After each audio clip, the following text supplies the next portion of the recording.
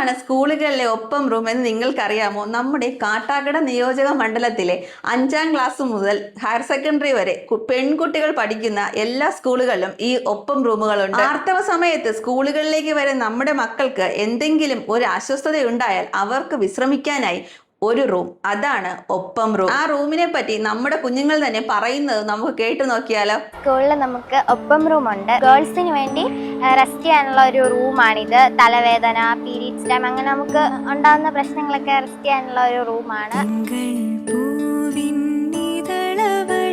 ഇത് ഭയങ്കര ഉപയോഗപ്രദമാണ്, നമുക്ക് വളരെ യൂസ്ഫുൾ ആണ്, സൗഹൃദപരമായ ഒരു കാര്യമാണ്. ഈ റൂം വളരെ ഉപകാരമാണ്. ശാരീരികമായിട്ട് എന്ത് അസുഖം വന്നാലും ഉടനെ തന്നെ ഞങ്ങൾ ആ ഒപ്പം റൂമിലേക്ക് കുട്ടികളെ എത്തിക്കാറുണ്ട്.